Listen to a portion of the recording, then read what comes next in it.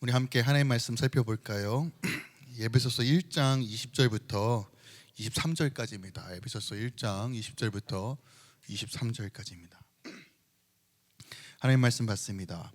그의 능력이 그리스도 안에서 역사하사 죽은 자들 가운데서 다시 살리시고 하늘에서 자기의 오른편에 앉으사 모든 통치와 권세와 능력과 주권과 이 세상뿐 아니라 오는 세상에 일컫는 모든 이름 위에 뛰어나게 하시고 또 만물을 그의 발 아래 복종하게 하시고 그를 만물 위에 교회의 머리로 삼으셨느니라.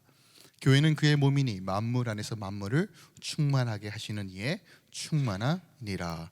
아멘. 하나님의 말씀입니다. 예수만 증거되는 교회라는 제목으로 오늘 1장을 조금 마무리하려고 합니다. 자녀가 하나이신 분은 조금은 공감하기 어려울 수 있는데 둘 이상 되시는 분들은 제가 하는 얘기가 어떤 의미인지를 조금 쉽게 이해할 수 있을 것 같아요. 집에서 아침에 일어나면 제가 하는 일이 있어요. 우리 아이들을 안아줍니다.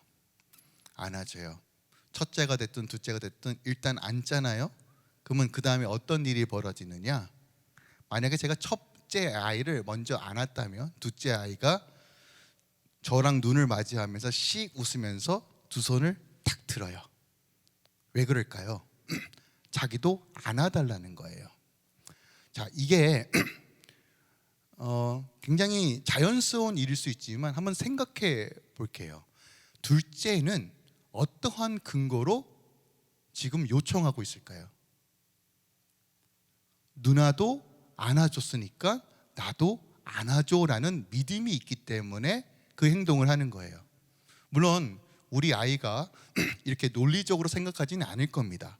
하지만 분명한 근거는 누나도 안아주니까 나도 안아줘요. 집에서요, 첫째 아이만 뭘 주면 꼭 내조를 쏩니다. 나도 달라고요. 나도 달라고. 그죠? 근데 아직까지 저희 둘째에게 주지 않는 것이 초콜릿인데 하도 안 주니까 삐졌어요. 그래서 제가 그러겠어요. 3살 되면 먹을 수 있어. 요즘 말하면 3살 그래요. 네. 자, 아이가 부모에게 요청하는 여러 가지 근원과 어떤 믿음이는 어떤 거냐면 아버지가 어떤 것을 행동하느냐, 부모가 어떤 행동을 하는 거에 따라 근거하여 자녀들은 행동합니다. 맞죠? 자, 오늘 본문의 핵심은 무엇이냐면 이거예요. 하늘 아버지께서 그 아들 예수 그리스도께 행하신 것처럼 오늘 몸된 교회도 동일하게 행하신다는 거예요. 이 원리를 분명하게 기억하셔야 돼요. 즉, 교회가 어떤 존재인가? 나는 어떤 존재인가? 우리 주 예수께 행하셨던 그 하나님의 능력이 내 안에 있다는 것은 대체 무엇을 의미하는가에 대해서 우리는 분명히 알아야 돼요. 알지 못하면 우리의 무지함으로 인하여 우리가 대체 무슨 능력이 있고 어떻게 살아야 될지에 대한 방향을 설정할 수 없어요. 성경은 명확하게 얘기합니다. 우리가 누구인지, 그 하나님께서 우리에게 베푸신 그 크신 능력이 무엇인지에 대해서 명확하게 설명합니다. 그리고 이것을 향해 기도하고 있습니다. 우리가 기도하지 않으면, 성령의 능력 안에서 이것을 깨닫지 않으면 우리는 세상을 살아갈 힘은 없습니다. 근데 오늘 이 시간 우리가 에베소서를 마무리하면서 1장을 마무리하면서 다시 한번 우리 삶 가운데 하나님께서 우리에게 행하신 그 능력이 무엇인지, 우리 예수님께 행하셨던 것처럼 동일하게 우리에게 행하신 그것이 무엇인지를 함께 살펴봄으로써 다시 한번 위로와 격려 그리고 도전이 일어나는 이 아침 되길 예수 그리스도로 축원드립니다. 할렐루야. 자, 1장을 마무리하니까 잠깐만 전체적으로 한번 살펴볼게요. 우리가 1절과 2절에서 인사말입니다. 우리가 인사말을 할 때 어떤 내용을 함께 살펴봤나요? 당시 에베소의 상황과 사도 바울의 상황들을 살펴봤어요. 정말 말도 안 되는 상황, 정말 모든 것이 어그러지고 감사함을 노래할 수 없을 정도로 옥에 갇혀 있는 바울의 상황과 그리고 이 편지를 받고 있는 에베소의 상황들을 설명하면서 우리 예배소설을 기록한 목적과 이유에 대해서 함께 살펴봤습니다. 그리고 3절부터 14절까지는 이제 아버지, 성령, 그리고 예수님, 이 삼위일체 하나님께서 우리 향해 베푸신 구원이 무엇인지를 함께 나누었습니다. 우리가 보통 구원을 얘기하면 십자가만 생각할 수 있는데 에베소서는 명확하게 얘기합니다. 예수님만 사역하신 것이 아니라 아버지, 성령 하나님, 예수님이 함께 연합하여 모든 지혜와 모든 능력을 총동원하여서 구원하여 주신 것이 바로 속량 구원이다라고 우리에게 말해요. 우리가 그런 존재라는 것이에요. 우리가 하나님에 대한 구원을 묵상할 때 우리가 어떤 존재인지가 더 명확해집니다. 그런데 여기서 멈추는 것이 아니라 에베소서는요 15절부터 바울의 기도가 나옵니다. 즉 그 놀라우신 은혜, 예정하시고 선택하여 주셔서 우리를 구원하여 주신 그 놀라우신 사랑과 은혜를 넘어 이제 믿음으로 성도로서 교회로서 살아내기 위해서는 반드시 기도가 뚫려야 된다라고 말하고 있어요. 어떻게 해요? 성령의 능력으로. 그래서 성령 하나님이 아니면 하나님의 말씀을 알 수도 없다는 것이에요. 제가 이 원리를 요즘 계속 묵상하고 있는데 아주 간단한 원리입니다. 하나님께서 이 세상을 창조하셨을 때 말씀으로 창조하십니다. 디모데전서도 명확하게 하나님의 감동으로 테오 퓨뉴마라는 단어를 사용해요. 하나님의 입김으로, 감동으로 해요. 입에서 나오는 감동이에요. 뭡니까? 성령 하나님이에요. 그러니까 하나님께서 이 세상을 창조하셨을 때 입김, 루하크, 성령을 통해서 이 세상을 창조하셨어요. 그렇다면 성령 하나님이 아니고서는 이 말씀 한 구절도 이해할 수 없습니다. 이해가 되십니까? 우리가 계속 성령 안에서 지혜와 계시가 임해야 될 너무 명확한 이유는 이 말씀이 생명이, 이 말씀이 소망이, 이 말씀이 구원이라고 말한다면 성령 하나님이 아니고서는 절대로 이 말씀을 풀 수가 없다는 거예요. 그럼 우리가 추구해야 될 기도의 첫 번째는 무엇입니까? 성령 하나님, 내가 주님을 알기 원합니다요. 이 기도가 여러분 삶 가운데 이루어지길 소망합니다. 그래서요, 구원의 문턱을 넘었다라면 우리는 성령 안에서 성령의 충만함을 향하여 나아갈 수밖에 없는 거예요. 하나님을 알수록 우리는 우리의 구원과 우리를 향한 부르심이 너무 명확해집니다. 이것이 흔들리고 이것이 무지하면 내가 누군가, 내 인생은 어떤 의미가 있는가 허우적거릴 수밖에 없어요. 하나님을 알수록 우리는 소망이 커질 수밖에 없습니다. 그 다음에 떨어지는 것이 뭐냐? 마음의 눈이 밝혀져야 된다고 봤어요. 다시 말씀드립니다. 지혜가, 계시가 임할 때 영안이 열리는 거예요. 하나님의 지혜와 계시가 임하지 않으면 절대로 영안은 열릴 수 없습니다. 하나님께서 비춰주시지 않는데 우리가 어떻게 알 수 있습니까? 하나님께서 비춰주실 때 가장 먼저 두드러지게 나오는 것은 우리의 영적 감각이 살아나기 시작해요. 성령이 역사하기 시작하니까요. 그전에는 우리의 혼과 육적인 삶을 살았어요. 이게 익숙하죠. 보고 듣고 만지고 체험하고 느끼고 이런 것들에 대해서 우리가 익숙하게 살아왔고, 아 이렇게 하는 게 성공이야, 이렇게 하는 게 잘 사는 것이야 라고 내 삶 가운데 익숙했던 방식이 이젠 영이 활성화되기 시작하니까, 영의 공급을 받기 시작하니까 하나님의 질서와 하나님의 생각과 하나님의 마음이 부어지기 시작하는 거예요. 그러면 어떤 일이 벌어집니까?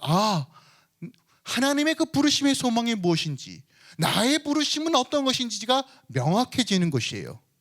내가 이 땅의 사명이 무엇이구나, 하나님께서 이것을 위해 나를 부르셨구나 하는 것들이 명확해집니다. 그러면 어떻게 될까요? 삶의 의미가 생겨요.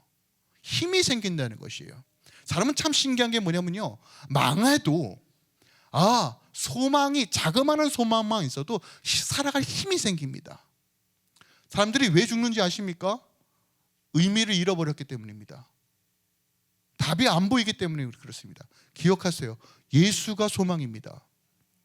그 답이 예수께 있습니다. 그러면 그걸 발견하면 우리는 다시 일어날 수 있는 것이에요. 또한 성도 안에서 그 기업의 영광의 풍성함, 감사하게도 구원하여 주신 것에 멈추는 것이 아니라 그 아들들에게 기업과 유산이 있다고 말씀해요. 우리 주 예수 그리스도와 공동 상속자로 우리를 부르셨다라고 말합니다. 하나님은 우리를 고아처럼 내버려 두지 않으세요. 절대로요. 문제는 우리의 눈이 어두우니까 못 보는 거예요. 우리가 훈련되지 못하니까 사용할 줄 모르는 겁니다. 다시 말씀드립니다. 교회를 댕기는 게 예수를 믿는 게 아닙니다. 10년, 20년 교회를 댕겨둬요. 믿음이 없으면, 성령으로 인치시고 성령의 충만함을 받지 못하면 우리는 세상 사람보다 더 힘든 삶을 살 수밖에 없어요. 더 나아가 그 힘의 위력의 큰 능력, 100% 능력을 뭐라고 말할까? 부활의 능력이에요.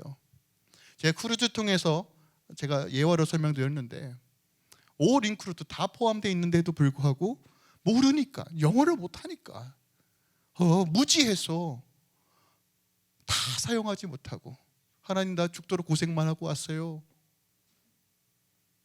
아버지가 아우 나 안다. 근데 야 네 안에 다 있는데 그거 모르더라? 라고 하는, 물론 아버지께서 그런 얘기를 하실지 안 하실지는 잘 모르겠지만 만약에 상상해 보면 저는 그런 소리를 들을 성도들이 꽤 될 거라고 생각해요. 우리 안에, 예수 그리스도 안에 있는 그 생명, 부활의 능력, 이것을 기도로서 취하라는 것이에요. 그러므로 우리는 기도는요, 여러분, 옵션이 아닙니다. 기도해야 돼요. 하나님과 교제하고 하나님과 친밀한 가운데 거해야지만 우리가 이 땅에 살아갈 힘이 무엇인지 깨닫게 됩니다. 할렐루야 교회뿐만 아니라 모든 교회가 하나님께서 기도의 집으로 부르셨습니다. 기도해야 돼요. 기도할 때 복음의 능력, 십자가의 능력이 실체가 되는 것입니다. 나 같은 존재도, 나 같은 죄인도 하나님께서 사용하시는구나. 내 안에 더럽고 추한 것을 하나님의 선하심으로 바꿔주시는 것이나, 내 삶뿐만 아니라 내 환경과 내 가정도 주 안에서 회복될 수 있구나. 십자가를 바라볼 때만이 우리가 그것을 경험하는 것입니다. 예수 안에 사망에서 생명, 죽음에서 부활, 어그러짐에서 회복이 우리 주 예수 그리스도 안에 있다라고 에베소서는 너무 명확하게 선포합니다. 우리가 부활의 능력을 알 때만이 우리 삶 가운데 확장되고 회복될 수 있는 것입니다. 죽음마저 이기신 그 능력이 이미 우리 안에 있습니다.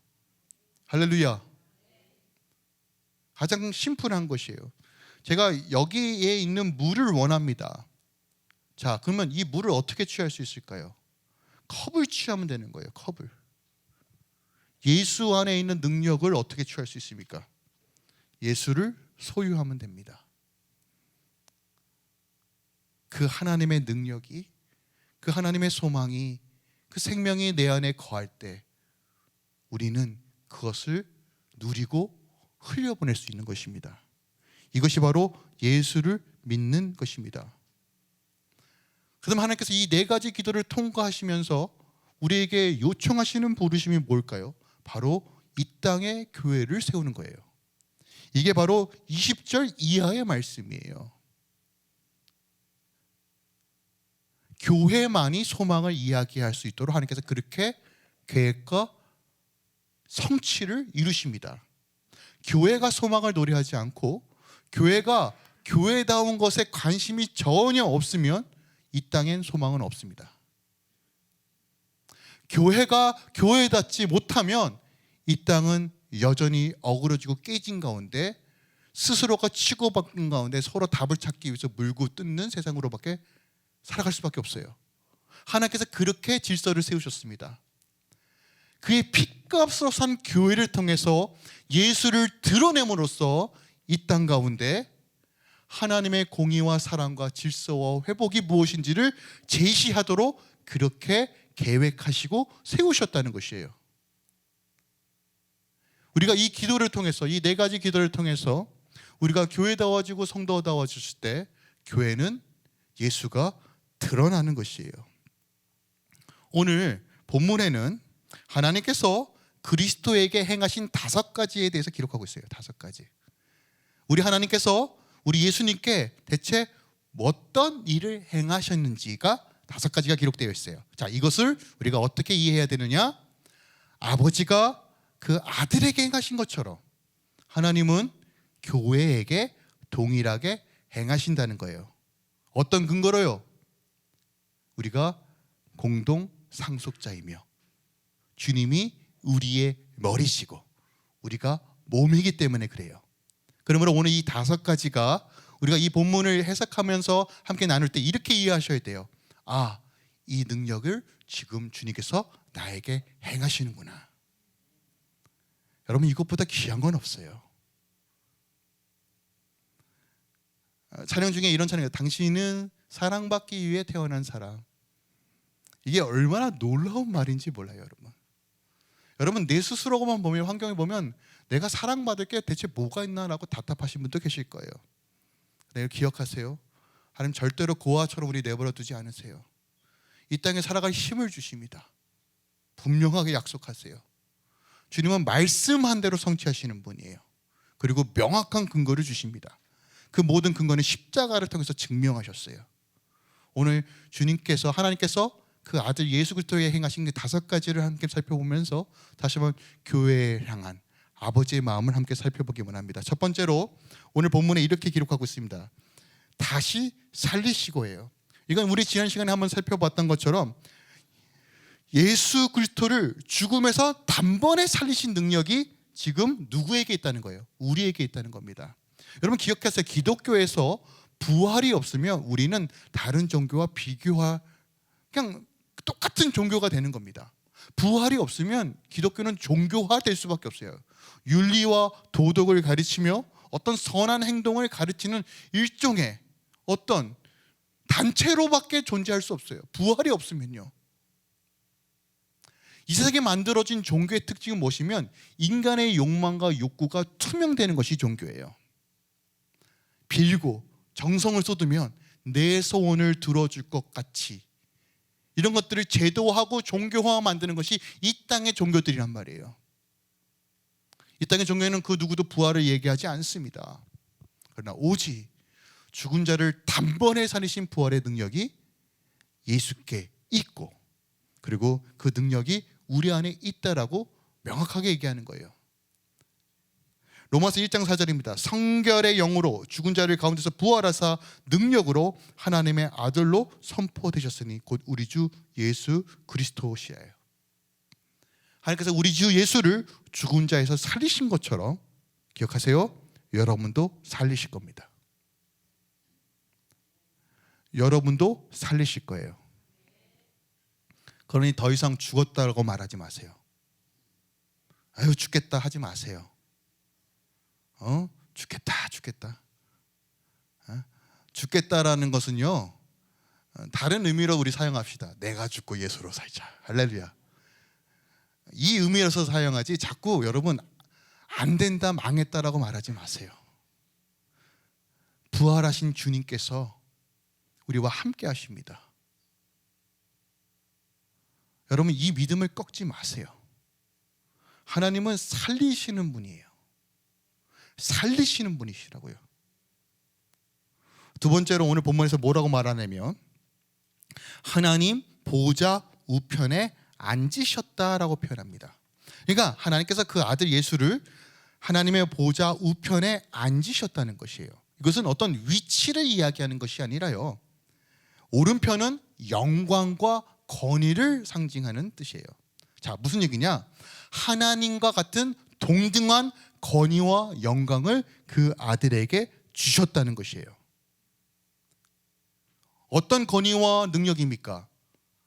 만물을 다스릴 수 있는 권세와 능력이에요. 여러분 원래 이거 인간에게 주었던 능력입니다. 기억하세요? 창세기 때 아담과 하와를 만드실 때 하나님께서 이미 우리에게 주셨던 것이에요. 이거 왜 깨졌나요? 하나님과 떨어졌기 때문에 깨진 거예요. 이거 다시 회복시켜 주신 거예요. 누굴 통해서요? 예수를 통해서요. 근데 기억하세요. 예수님께서 이 권위와 능력을 어떻게 얻으신 거예요? 죽으심으로요. 말씀에 완전히 복종했을 때 하나님께서 그를 보좌 우편에 앉으신 거예요. 여러분 이 원리를 절대로 잃어버리시면 안 돼요. 완전히 복종한 그 근거를 통해서 최고의 주권과 영광의 자리로 높이셨다는 것이에요. 자, 이 원리를 가장 명확하게 말하고 있는 구절이 베드로전서 5장 6절과 7절이에요. 우리 함께 읽어볼까요? 베드로전서 5장 6절 7절입니다. 시작. 그러므로 하나님의 능하신 손 안에서 겸손하라. 때가 되면 너희를 높이시리라. 너희 염려를 다 주께 맡기라. 이는 그가 너희를 돌보심이라. 우리가 염려하는 이유는요, 본질적으로 하나님을 신뢰하지 못해서예요. 왜 신뢰하지 못합니까? 두려움이 크니까요. 근데 복종한다는 건 그럼에도 불구하고 주의 말씀을 붙잡는 거예요. 주의 말씀대로 살아가는 것이에요. 이때 하나님께서 뭐라고 약속하십니까? 높여주신다는 거예요. 또 하나, 보좌 우편에 있었다는 것은 하나님께서 중보자로 세웠다는 거예요. 함께 일을 동역할 코워커로 세우셨다는 거예요. 무슨 얘기입니까? 하나님께서 일을 하실 때 주님과 함께 그 아들 예수와 함께 그 일을 행하시겠다는 거예요. 근데 이 권세와 능력이 지금 누구에게 주어졌다는 거예요? 우리에게요. 여러분 혹시 이런 상상 해보셨어요? 그 천지 만물을 창조하신 하나님이 혼자 하셔도 되는데 우리와 함께 하길 원하시는 거예요. 왜요? 말씀에 근거하여 그 아들에게 그렇게 행하신 것처럼 하나님은 교회가 그렇게 할 수 있도록 하신다는 거예요. 이 세상을 운행하시고 역사의 주관 되신 하나님께서 교회를 통해서 하나님의 나라와 역사를 세워가시겠다는 거예요. 이것보다 더 영광스러운 일이 뭐가 있습니까? 창조주와 함께 동역하는 일, 어떤 것이 더 복되고 가치 있는 일입니까? 근데 그걸 교회를 통해서 하시겠다고요. 여러분을 통해서 함께 하시겠다고요. 하나님은 혼자 하실 수도 있는 그 일을 초청하시는 거예요. 아들아 따라 함께 가자. 그러므로 교회가 기도하지 않고 교회가 하늘의 문을 열지 않으면 이 땅엔 답은 없어요. 여러분 이 원리가 꼭 보이시길 예수께서 축원드립니다. 세 번째로, 모든 이름 위에 뛰어나게 하셨다래요. 여러분 이 말씀을 잘 해석하셔야 돼요. 모든 이름 위에 뛰어난 이름. 마치 비교법으로 쓰였죠. 뭐뭐보다 뛰어난 이름. 근데 여러분 보세요. 이게 헬라어 원어로 보면 굉장히 특이해요.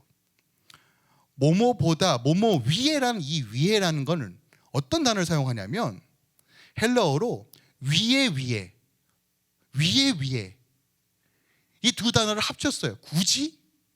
그러니까 문법적으로 맞지 않는 단어를 사용했어요. 왜 그럴까요? 비교 불가능, another level이라는 거예요. 그런데 어떤 이름들보다 뛰어나게 하셨다라고 표현하면 21절 보면 모든 통치와 권세와 능력과 주권과 이 세상뿐만 아니라 뭐요? 옳은 세상에 있는 모든 이름보다 뛰어나게 하셨어요. 자, 뭐냐면 이 땅의 통치자들, 영계의 통치자들, 계급과 질서들, 그 어떤 것들, 존재하는 그 모든 것들보다 가장 뛰어나게 하셨다는 거예요. 여러분 이해가 되십니까?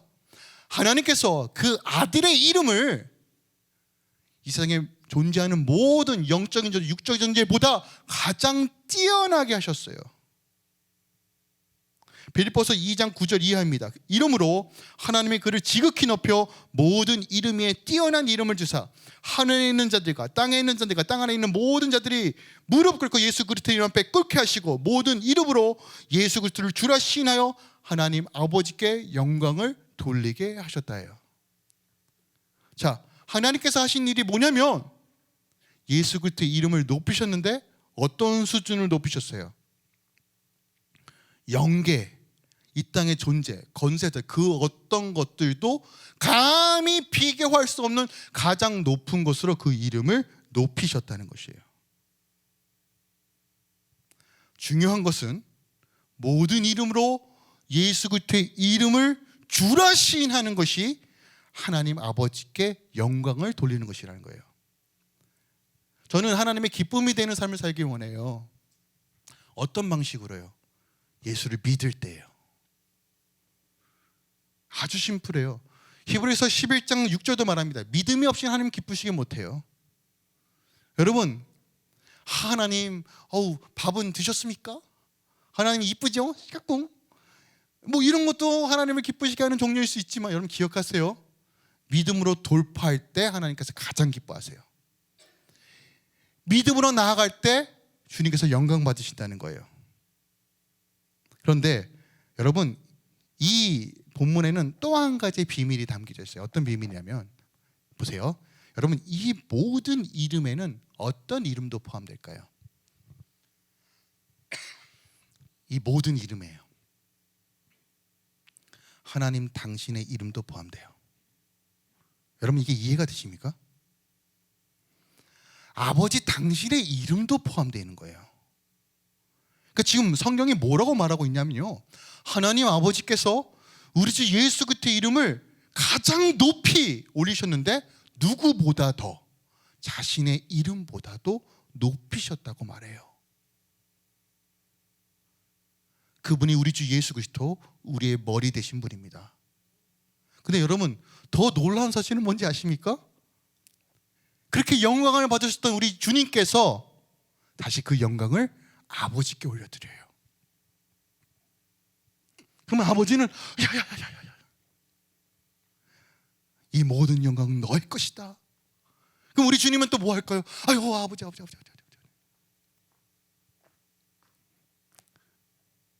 경쟁 없어요. 질투 없어요. 시기와 미움 없어요. 완전한 연합. 이것이 우리가 믿는 성삼위 하나님이에요. 완전한 코이노니아. 여러분, 이분이 우리가 믿는 주님이시라고요. 그러면 그분의 몸으로 산다는 건 대체 어떤 의미가 있습니까? 오늘 우리가 예수를 믿어도 여전히 시기, 질투, 뒷담화, 네 산이, 내 산이, 뭐 산이, 뭐 산이, 그러면서 할렐루야. 아니요, 안 그러죠. 다시 말씀드립니다. 예수를 믿는 건 교회를 댕기는 게 아니라 내 안에 예수가 역사하도록 내어드리는 삶을 사는 거예요. 내 안에 생명이 터져 나오는데 어떻게 내 입술이 안 바뀌고 내 성격과 기질이 안 바뀝니까? 핑계 댈 게 없어요. 물론 변하는 시간은 사람마다 다를 수 있습니다. 저도 제 기질과 성격이 이렇게 오랫동안 안 바뀔 줄 정말 몰랐어요. 근데 이제 조금씩 변하는 것 같아서 얼마나 감사한지. 할렐루야. 그전까지 제 이미지가 보이네요. 네, 여러분, 내 안에 예수가 살아 역사하실 때 표정과 입술과 말이 달라지고 생각 자체가 달라지게 되어 있어요. 요즘 제 안에 주시는 감동이 뭐냐면, 제가 솔직히 말씀드릴게요. 3년차 넘어갔는데 제가 우리는 가족이에요라는 얘기를 되게 많이 하는데 실질적으로 이게 피부로 좀 와닿지는 않았어요. 제가 그러니까 이념적으로만, 개념적으로만 알고 있었던 거예요. 아, 우리 공동체니까 한 가족이야 라고 했는데, 제가 최근에 진짜요, 진짜 저희 엄마 같은 거예요, 권사님이. 이게 그렇게 해야지가 아니라 진짜 그렇게 느껴지는 상태가 됐다는 것이 너무 감사했어요. 우리 청년들이 제 동생 같고 제 자녀 같은 거예요.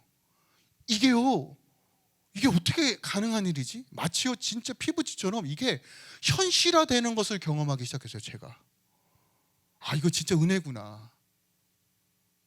나도 이제 철 들어가는구나. 진짜 이게 진짜 성령의 능력이구나. 여러분, 이 마음이 생겨야 더 간절히 기도할 수 있거든요. 솔직하게 말씀드려서요. 내 문제가 아닌 것 같은데 어떻게 간절히 기도해요? 근데 진짜 내 문제처럼 보이는 거예요. 내 가족의 일.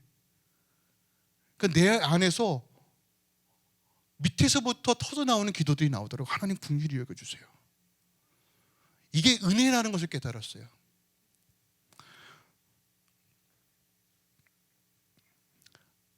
우리가 하나님이 우리 주님의 이름을 높인 것처럼, 우리 예수님이 주님의 이름을 높였던 것처럼 이 몸된 교회 가운데 온전한 코이노니아, 하나됨이 이루어질 것을 예수께서 축원드립니다.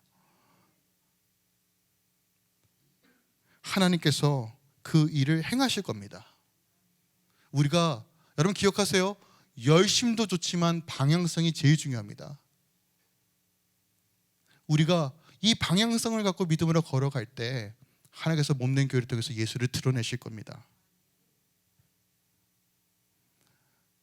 저는 이런 생각도 해봐요. 삼위일체 하나님께서 창세 전에 이미 우리를 구원하시겠다고 작정하셨어요. 그죠? 그러면 그 모든 계획과 플랜들을 아버지께서 생각하셨을 때 이미 성령님과 예수님은 알고 계셨어요. 그죠? 예수님께서 어떻게 십자가에 못 박히셨는지 여러분 다 알고 계시죠? 근데 저는 다 놓고 말씀드릴 수 있어요. 아버지가 아들에게 강요하지 않으셨을 거예요. 아들아, 네가 좀 죽어야 되겠다 라고 강요하지 않으셨을 거예요. 아버지의 뜻이 무엇인지 알기에 우리 주님은 철저하게 순종하셨어요. 여러분, 이것이 하나됨의 비밀이에요.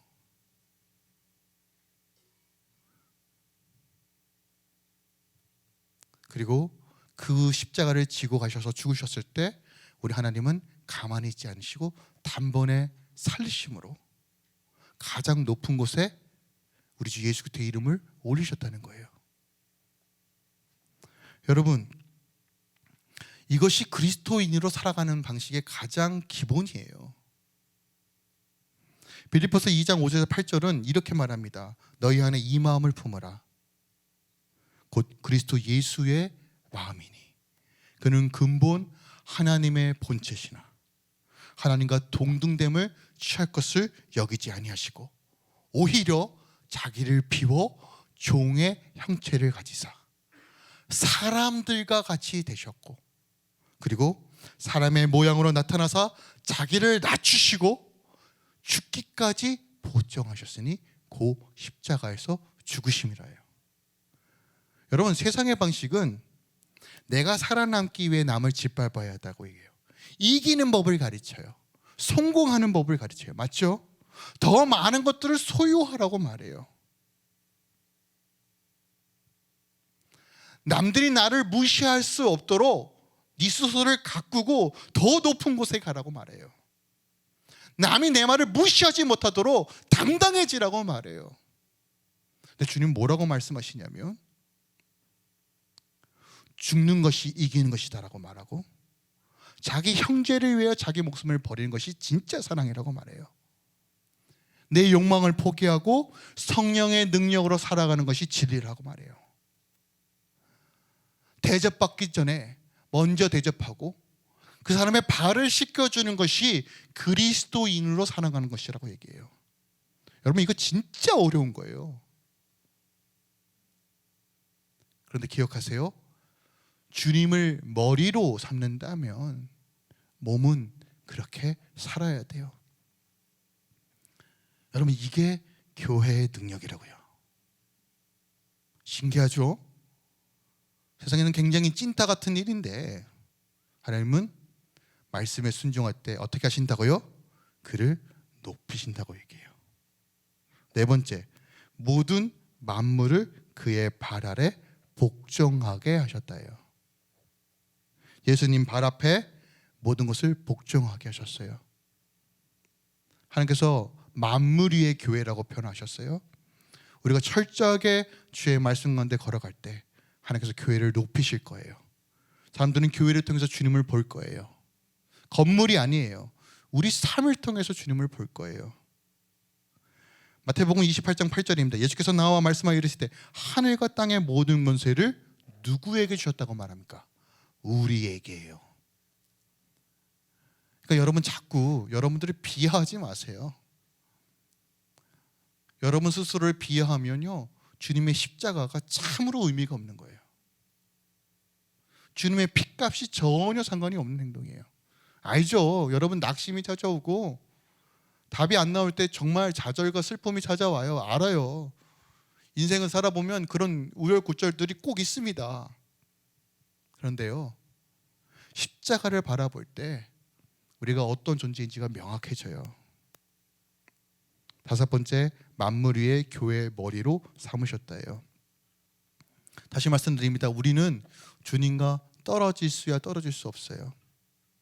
근데 기억하세요. 우리의 머리를 확인하셔야 돼요.